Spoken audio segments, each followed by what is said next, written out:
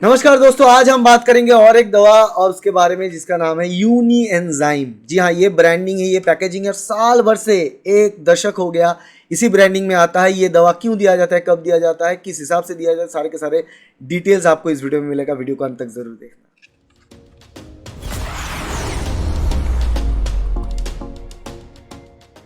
तो uni enzyme किस प्रकार की दवा है? देखो, यूनी एंजाइम डाइजेस्टिव एंजाइम है, एक प्रकार की डाइजेस्टिव एंजाइम जो कि आपके डाइजेशन में मदद करता है। मतलब पाचन तंत्र है हमारे, और पाचन तंत्र की जो पाचन की प्रोसेस है उसमें मदद करता है। नेचुरली बॉडी की जो पाचन तंत्र है उसको रेगुलेट करने के लिए एंजाइम से प्रोटीन्स होते हैं जो कि खाने को डाइजेस्ट करने में मदद करता है। वो कार्बोहाइड्रेट हो, फैट हो, प्रोटीन्स हो, उसको डाइजेस्ट करने में मदद करता है। वो कुछ हद तक डाइजेशन मुंह में होता है, कुछ हद तक स्टोमक में, कुछ हद तक स्मॉल इंटेस्टाइन में digestion. Maximum digestion small intestine में होता है। तो वहाँ पे किसी किसी इंसान के शरीर में डाइजेस्टिव एंजाइम कम मात्रा में मिलता है तो दिया जाता है।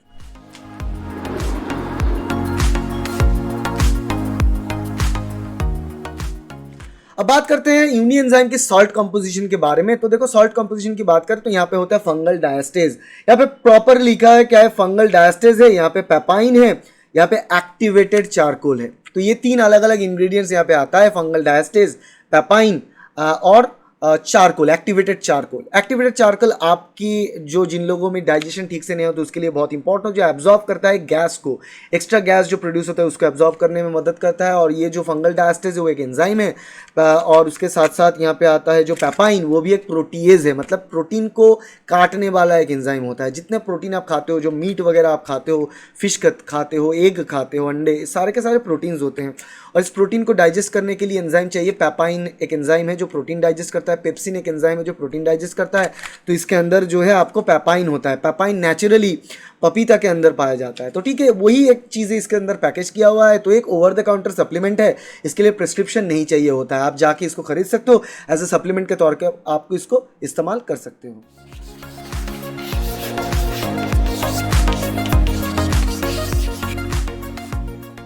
अब बात करते हैं यूनी एंजाइम की ट्रीटमेंट, मतलब क्यों दिया जाता है। यूनी एंजाइम तभी दिया जाता है जब आपको डाइजेशन में इशू हो।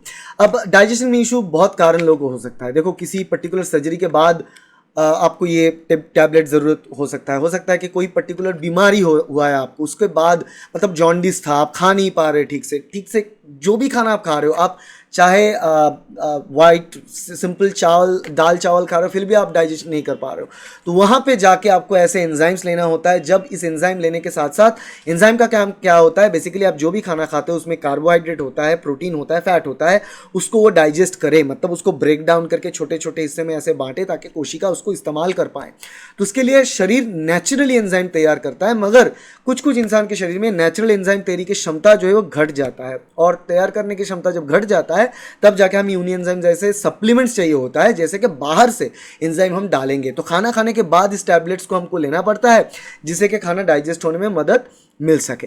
तो इंडाइजेशन जिन लोगों में होता है, या फिर बहुत सारे लोगों में जो गैस्ट्राइटिस की प्रॉब्लम जिन लोगों में होता है, उसके साथ साथ जो खाना ठीक से डाइजेस्ट नहीं कर पाते, कोई दूसरी बीमारी के कारण, उनमें भी जो है यूनी एंजाइम दिया जाता है और बहुत अच्छे तरीके से ये काम करता है।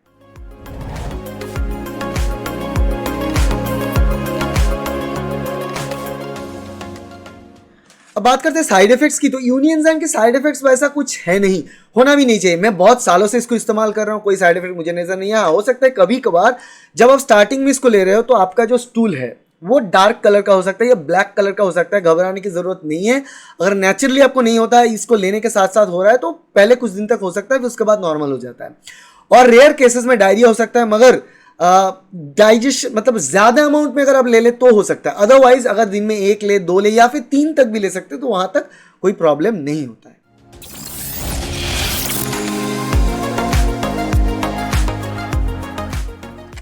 अब बात करते हैं यूनी एंजाइम की इफेक्टिविटी के बारे में। Personal experience as a human guinea pig बहुत ट्राई किया, क्योंकि मेरे आईबीएस था, तो आईबीएस में मुझे डाइजेशन में भी प्रॉब्लम आता था।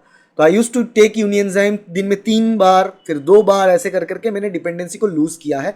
अभी भी एज ए मेंटेनेंस डोज में कभी कभार लेता हूं, जब कभी अगर बहुत ज़्यादा अमाउंट में प्रोटीन इंटेक हो गया जिसको डाइजेस्ट करना है, या फिर फैट इंटेक ज़्यादा, जनरली प्रोटीन इंटेक अगर ज़्यादा होता है तब जाके यूनी एंजाइम में लेता हूँ। तो उससे एज ए सप्लीमेंट के तौर पे आप इस्तेमाल करो।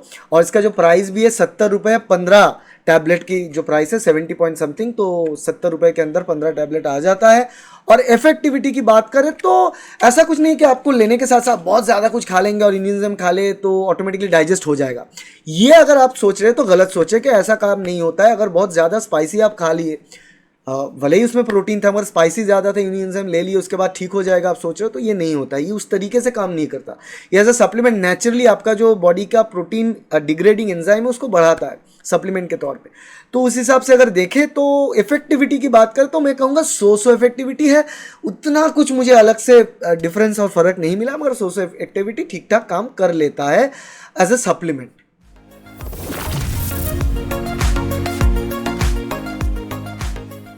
अब इसकी अलग अलग रिप्लेसमेंट की बात करें तो है इनजॉक्स बोल के एक दवा है, उसके साथ डाइजेस्टर बोल के एक दवा आता है। वो दो दवा में भी सिमिलर कॉम्पोजिशन है और सेम कॉम्पोजिशन है। और एक सिमिलर कॉम्पोजिशन की और एक कैप्सूल मैं आपको बोलता हूँ, वो भी है जिसको मैंने इस्तेमाल किया, जो एरिस्टोजाइम बोल के आता है। वो भी फेमस है। वो सिरप फॉर्मेट में आता है और टैबलेट फॉर्मेट, कैप्सूल फॉर्मेट में भी आता है। तो आप इसको इस्तेमाल करके देख सकते हो। इसके बदले में इनजॉक्स, डाइजेस्टर या फिर एरिस्टोजाइम।